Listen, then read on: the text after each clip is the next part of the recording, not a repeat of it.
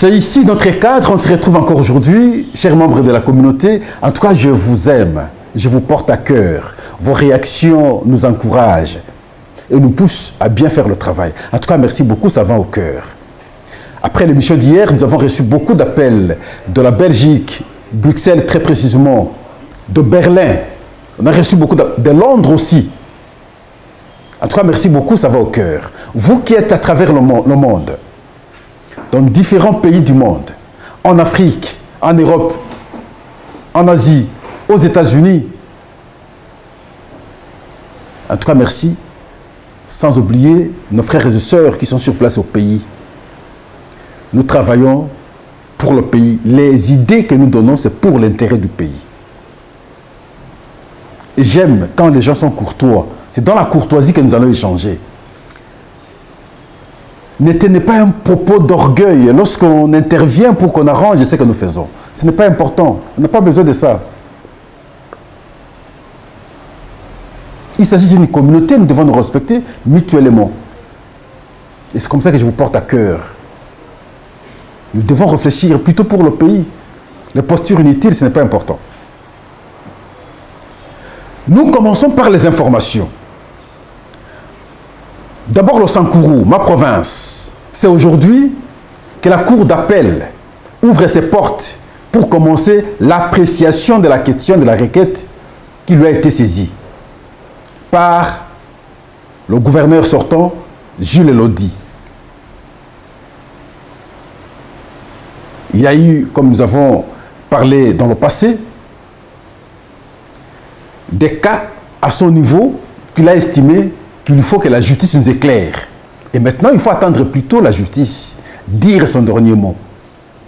Pas de tension, parce que nous vous avons dit, bien avant, on a incendié le bâtiment de la cour. Par qui? Seule la même cour sera à mesure maintenant d'établir la responsabilité. Déjà le matin aujourd'hui, il y a eu déploiement de la police, soixantaine de policiers. Pourquoi? Parce qu'il fallait sécuriser en tout cas l'environnement. Et voilà pourquoi nous nous disons, cette province a besoin de la paix, on n'a pas besoin de désordre, s'il vous plaît. Et voilà, nous allons suivre de près l'évolution de la question, comment ça va se passer. Deuxième point, le bilan qui a augmenté après le constat de la délégation gouvernementale dans le camp de Mugunga. On est passé de 14 à 35 et 37 blessés. Donc 35 morts et 37 blessés. Une délégation, en tout cas envoyée par le président de la République, qui voulait bien comprendre ce qui s'est réellement passé. Et ils sont arrivés, je crois maintenant ils sont à Goma. Le directeur général des fonds miniers serait libéré, il a été arrêté, il a passé au moins une semaine dans la prison de Makala, mais aujourd'hui il a retrouvé la liberté. Qu'est-ce qu'on l'a reproché réellement? Généralement, on tourne autour de détournements et ainsi de suite. Bon, peut-être qu'on s'est rendu compte qu'il n'est pour rien, aujourd'hui il a retrouvé la liberté. Le décès plutôt du porte-parole de la police nationale congolaise, Pierrot Mwanamputu, devenu général pas très longtemps, il est décédé à Bruxelles. Suite à une maladie, il a pris quelques temps de maladie et aujourd'hui il nous a laissé, que son âme repose en paix. J'ai eu à travailler avec cet homme, un monsieur posé, pondéré, intelligent, qui aimait travailler sous pression, qui avait un bon style, l'écriture, il s'est distingué. En tout cas, il m'a impressionné. J'ai eu à travailler avec lui pendant plus de 2 ans. Voilà, une telle qualité est partie. C'est le destin de chacun. Et d'ailleurs, moi, j'évoque toujours Héraclite d'Éphèse. Tout coule, tout passe, rien ne demeure. Ainsi, le chemin de chacun de nous, c'est son temps. Mais nous regrettons simplement parce que c'est une qualité, une personnalité, un élément important, surtout pour la police nationale. Sûrement que Dieu va nous aider pour qu'on ait un bon remplaçant. Les Polonais arrêtés dans les opérations à l'est de notre pays. Les Polonais, par les FARDC, arrêtés. Et je me suis dit, il fallait les tuer directement, peut-être présenter leur corps. Parce que le fait de les arrêter là, vous les protégez, ils seront protégés. Et voilà le dernier accord signé pas longtemps entre la Pologne et le Rwanda. Le non-dit est dit aujourd'hui à travers la présence des Polonais au front sur le sol congolais. L'Union européenne nous rend très mauvais service. Et je comprends que plusieurs pays qui sont en intelligence avec le Rwanda, voilà ce qu'ils font, en fait. Oui, ce sera la preuve, mais en même temps, je pense de mon point de vue, quand vous êtes en face de tels cas, monsieur les militaires, commencez d'abord par les éliminer et exhiber les corps. Parce que là, vous les avez sauvés. Les droits de l'homme vont intervenir pour leur liberté. Et alors, oubliant ce qu'ils ont fait et ce qu'ils font contre le pays. Comment la Pologne peut se retrouver sur notre sol et nous faire la guerre, chercher à nous tuer? Nous aussi, naïfs que nous sommes, Tshisekedi, Tshisekedi, Tshisekedi, Tshisekedi. Voilà le problème. La réalité est là. Le combat, le complot, c'est contre notre pays. Ça n'a rien à voir avec l'individu de Tshisekedi. Je ne sais pas comment mon grand frère cardinal Ambongo, lorsqu'il voit des choses comme ça, il va dire quoi? Parce que nous avons armé les FDLR, voilà, les Polognes viennent maintenant nous combattre. Ça ne passe pas. Non, nous devons être à mesure quand même de réfléchir, en tout cas lorsqu'il s'agit du pays, un cas de l'agression, un cas de l'attaque, un cas de complot contre notre pays, conjuguer nos efforts, créer une synergie de la force pour que on force l'atteinte d'un objectif ultime pour tout le monde. Voilà. Ils sont arrêtés. Là, c'est les informations. Mais aujourd'hui, nous allons rester à l'Assemblée nationale.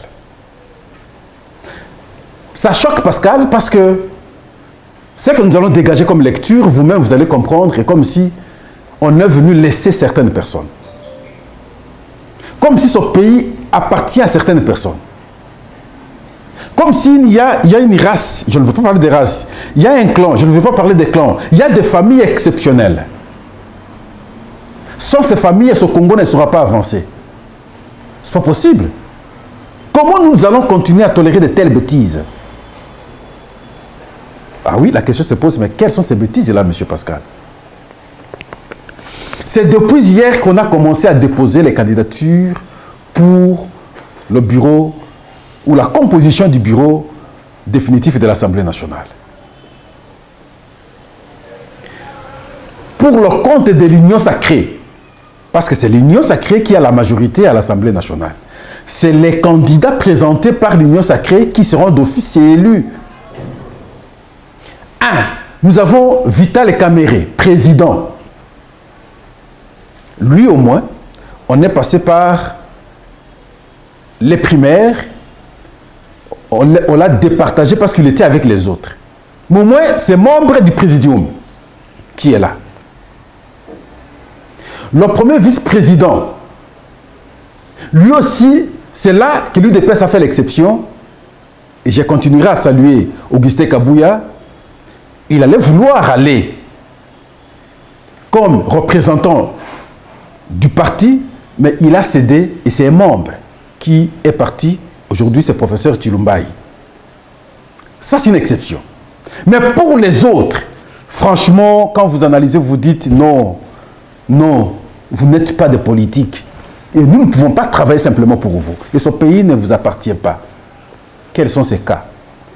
Deuxième vice-président, c'est le citoyen Mbosso qui revient. Tout ce qu'il a fait dernièrement pour faire passer le temps était comment arracher son positionnement. Mbosso s'est battu pour arracher son positionnement. Il a réussi. Membre du présidium. Il est là. Il dit, je ne peux pas lâcher. Moi, je me cramponne ici. Je n'irai pas. Ça, c'est Mbosso. Nous avons le rapporteur, Jacques Njoli. Lui, son cas, ce n'est pas aussi très grave parce que c'est bon, c'est normal. Mais les deux cas qui m'inquiètent plus, qui me font plus inquiéter, c'est le questeur et le questeur adjoint. Donc, il y a le questeur adjoint, il y a le questeur, il y a le deuxième président de l'Assemblée nationale. C'est trois cas qui m'intéressent.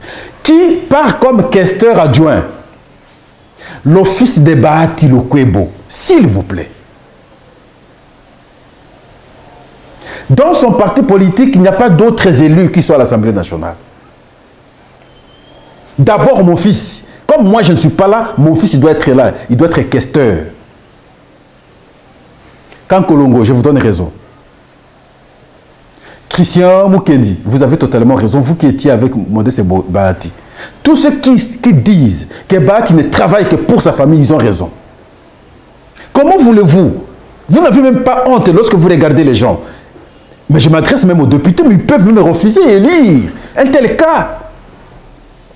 Et pourquoi? Il n'y a pas d'autres gens, il n'y a pas d'autres compétences. Seul mon fils est plus compétent que tous les membres de mon parti, députés nationaux. C'est possible.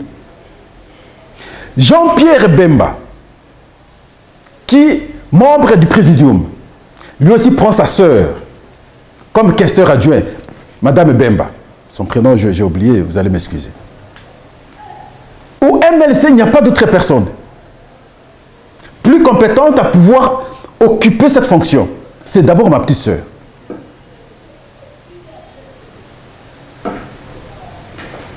C'est quoi ça comme affaire au pays, s'il vous plaît? Et après, nous serons les premiers à dire le pays n'avance pas.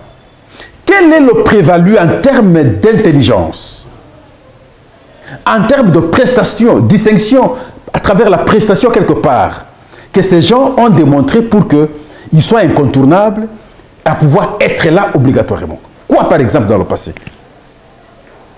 L'office de Bahati ici a travaillé où pour qu'aujourd'hui soit incontournable, pour que sans lui, en tout cas, son parti ne s'est pas envoyé autre personne? Non. S'il vous plaît, vous êtes les présidents, vous êtes dans les membres du présidium. Donc chaque membre du présidium de l'Union sacrée, si lui-même ne s'est pas imposé, et donc il a su imposer son fils ou sa sœur pour le bureau définitif de l'Assemblée nationale. Voilà la réalité. Est-ce que ça ne peut pas m'énerver? Ça ne peut pas me faire fâcher? Ça ne peut pas me faire interpeller? Vous, membres de la communauté, cette communauté intelligente, nous interagissons plutôt chaque jour face à un tel cas, s'il vous plaît. Donc ce pays n'a pas de compétences. Les compétences, on les retrouve dans certaines familles simplement. Moi, ça me fait mal. Hier, j'ai interpellé le président de la République. Lorsque nous avons abordé la question sociale, secteur par secteur, j'ai démontré comment, lorsqu'il prenait le pouvoir, les efforts qu'il a posés pour l'intérêt des Congolais, et comment ces efforts ont été sapés par des gens qui ne veulent pas bien l'accompagner. Et nous étions en train de dire que Monsieur le Président de la République pensait à un bon choix prochainement pour que le reste des temps produise des effets très favorables pour, en tout cas, le pays. Et nous devons le dire, et je le dis encore aujourd'hui. Peut-être que le président n'avait pas dégagé cette lecture à l'Assemblée nationale. Déjà à l'Assemblée nationale, nous avons ce cas, Monsieur le Président. Il ne faudrait pas que les mêmes, pour le gouvernement, vous envoient encore leurs petits frères et leurs fils. Comme si, ailleurs, on ne s'est pas trouvé d'autres personnes pour servir la nation. Non! Ezanini finalement namboko ezanini. Mwana nangai kaka, soki mwana nangai te, ça ne passe pas. Ngai kaka, soki ngai te, ça ne passe pas. Moi je m'oppose, Pascal. Je dis je ne suis pas d'accord. Mais impuissant que je suis, ma force c'est lorsque j'échange avec vous, membres de la communauté. Est-ce que j'irai à l'Assemblée nationale et dire bon, stop, les députés ne votent pas? Non. Je me limiterai à hausser la voix. Un jour, nous allons nous demander, et c'est ce point de vue que nous allons exhiber comme force posée à son temps, donc aujourd'hui, pour l'avenir de notre pays.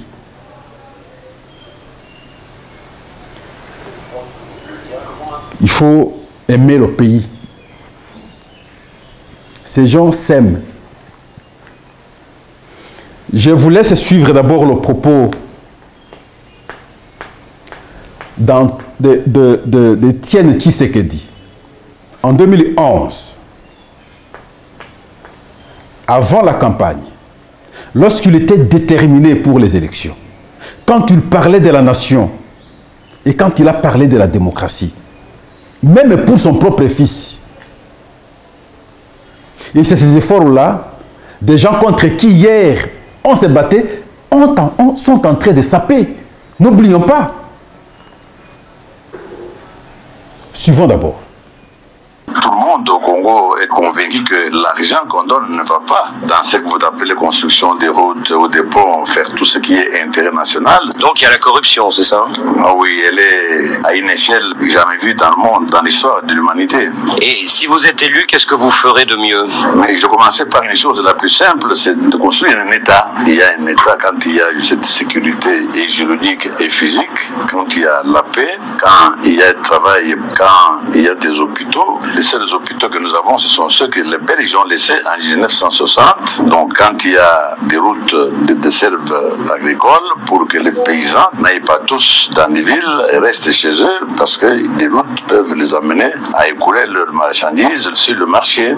Mais la corruption que vous dénoncez, elle existe depuis l'époque Mobutu. Est-ce qu'elle n'est pas rentrée dans la culture de beaucoup de Congolais? Est-ce que vraiment vous pourrez la combattre? Non, pas du tout. Quand j'étais élu Premier ministre, dès le jour même, tous ceux qui avaient les biens de l'État ont rendu les biens de l'État à l'État. C'est pour vous dire que quand l'exemple vient d'en haut, les gens suivent. Mais quand la corruption commence d'en haut, alors comment voulez-vous qu'elle puisse ne pas avoir lieu? Parce que justement, les poissons commencent par pourrir par la tête. Hein? Alors ces derniers mois, il y a eu du grabuge au sein de l'UDPS. Vous avez même dû exclure plusieurs de vos camarades. Est-ce que le parti est toujours au bord de la scission après le Congrès? Non, pas du tout. C'était une sorte de guerre de succession parce que tout le monde supposait que j'allais rentrer dans un cercueil et j'étais mort. Donc maintenant qu'ils m'ont vu en bonne santé rentrer et reprendre les choses en main, donc tout est rentré dans l'ordre, il n'y a aucun problème. Et vous pensez déjà à celui qui vous succédera dans quelques années? Non, ça, la démocratie s'en occupera. Certains disent que vous pensez à votre fils, Félix. Mais pas nécessairement. C'est un garçon qui a toujours aimé la politique. Et je ne peux pas l'empêcher de le faire. Si la démocratie le choisit, je ne peux pas m'opposer. Mais si la démocratie ne le choisit pas, je n'en ferai pas un problème. Donc c'est les militants qui décideront.